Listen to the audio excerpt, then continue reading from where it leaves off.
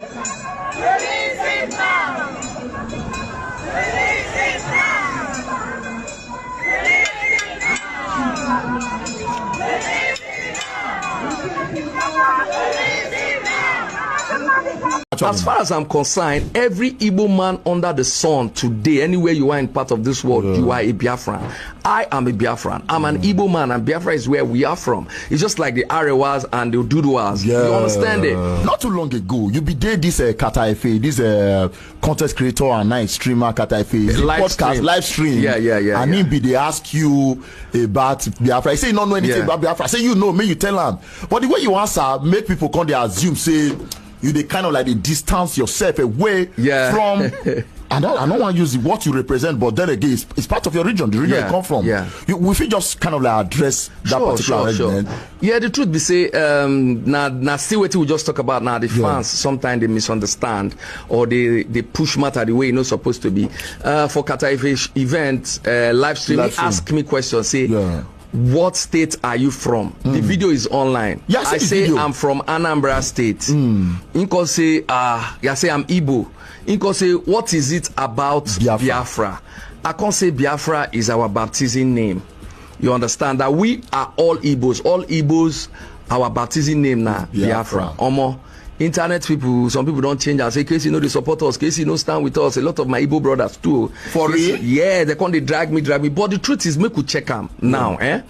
Somebody ask you a question, where are you from? I'm from Anambra State. And I'm Igbo.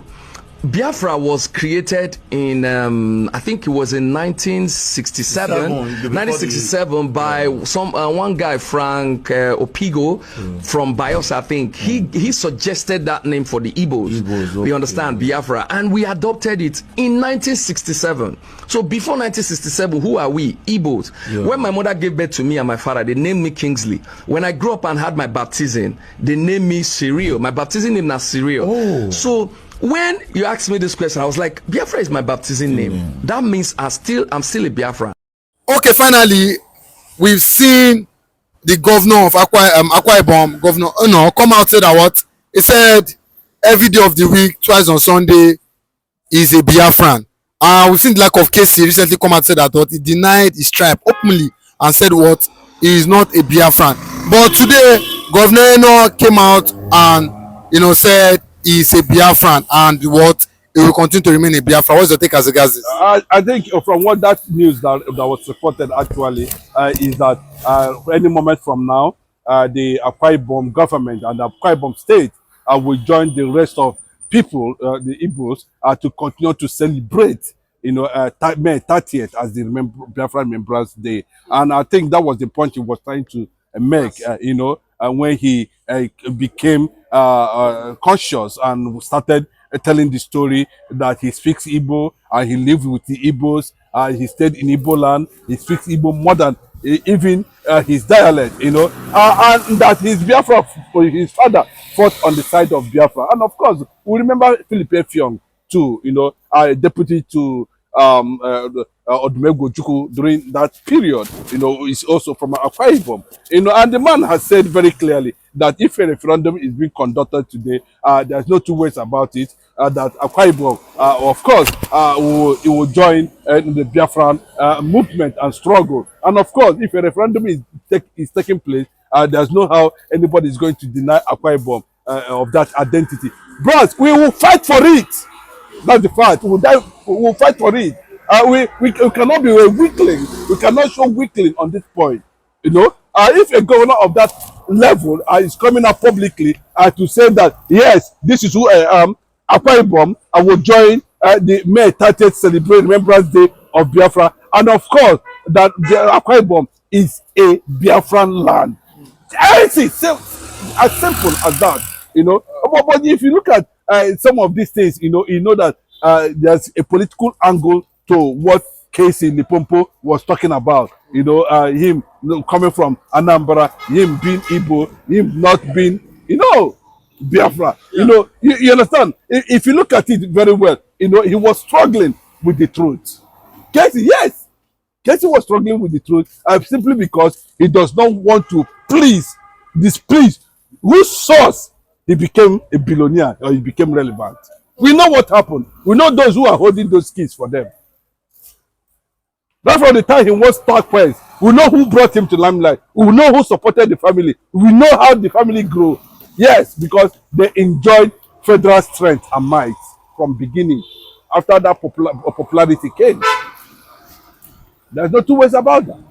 We know. So coming down and somebody is asking you that question, who are you? Yeah, you are not able to confidently, say very, very clearly that this is who I am. If they conduct referendum today, the number of people that will say no will be very, very insignificant, including the South.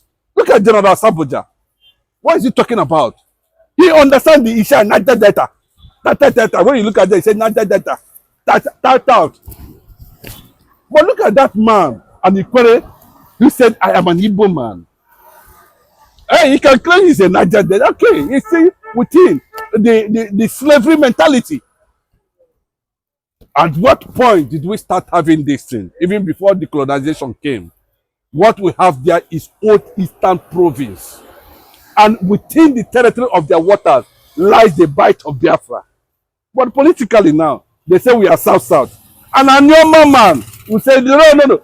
Aga, come out. If you are not Igbo, come out. Oh. Allow them, those who are to occupy that place, go to where you belong. Because you cannot compromise the Biafran land. There's nowhere, anywhere in the world where there are no ethnic minorities. Even in the United States of America, in Iraq, anywhere, even in Yoruba land. Where are they just obsessed with I know people. Come out from BiafraLand if you're not an Igbo man. As simple as go to where you belong. But as far as we are concerned, the ancient pronouncements as the oldest kingdom, if you are not within that geopolitical zone, please excuse yourself and go to where you belong. As simple as that. Leave the entire Igbo land for the Igbo people, for the Biafran people, for the Job Biafrans. As simple as that. For the Soko Biafrans, for the Robo Biafrans, for the Shekri Biafrans. So what's the fuse? Are you trying to tell me that we should not be able to have other ethnic nationalities within the territory of that comprises our territorial strength as a nation, as a sovereignty? No! God bless the Destiny Chuko, that beautiful lady with a beautiful heart.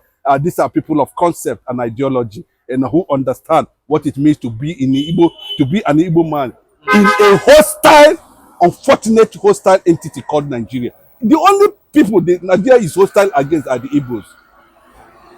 Okay? We will survive. Either by omission or commission, we survive. And that is the truth. So you can see the narrative is gradually changing. Like what we used to have years before. The consciousness is coming. And courtesy of Mazi Nnamdi Kanu's gospel of Igbo unification, identification, that they must come under one umbrella and forget this Fulani division and forget this Fulani, demarcation, try to dismantle anything. Why is it that they did not create another zone, another region in Southwest? Why must it be Igbo land alone? They say South and Southeast. What is the meaning of South and Southeast? Bros, if I begin to give you history of those people who they are claiming, go and fact check very well. They are all Igbos. That's what they call generational change, shift. Go to the north, you see Igbos that have stayed there for 100 years. The only thing that you will know they are Igbos is by their name. But they have remarried and remarried and remarried to so many generations. To an extent, they almost forget that they are Igbos. Are you going to tell an Indoki man, an Ikwere man? You say somebody that's answering Okechukwu, he will tell you that, but can we find out why these people are behaving like as if they are injected with virus? You are answering Okechukwu and you are saying you are not an Igbo man. We are not going to send you away. It's okay. Because a time will come, we'll ask you to go to where people that answer that name belong to. So we must celebrate this consciousness we are talking about. We must celebrate a General Asaboja. I pray he will not change, you know, but because yes, yeah, because this is how what is it called? Dokubo started with an Igbo agenda gradually. When they started baptizing him with corruption, at the end of the day, he become an enemy overnight. I pray General Asaboja will not be able to toe that line at the end of the day. And secondly, we saw it. Well, I don't want to blame Tombolo too much. No. You know, I see Tombolo, but where I am against it is that he seems to have been too comfortable now because of the contract. He is busy supervising the Fulani oligarchy, taking their resources, and he happens to be the gate man. You owe a house, and they turn you to a gate man, and every day they will loot your house for you and give you stipend. That consciousness must come back, and that is why you are seeing on every day Mazi Nnamdi Kanu is spreading, and his popularity is becoming an influence and overwhelming everybody, even including the Hausas themselves. You can see the gradual consciousness that's breeding in the north now. They are beginning to ask questions. Just like other people are beginning to ask questions of identity. Who are we? Well, you say, it's divided now. You can't say and outrightly that a South man, he will ask you what is South, what is Niger Delta. These are the creation of Gowon. These are the creation of the Fulani oligarchy to make sure that they continue to muzzle and squeeze the resources of the Biafrans for their own comfort. And the time will come, questions will be asked. Resistance will stand. And that is what it means. Thank you.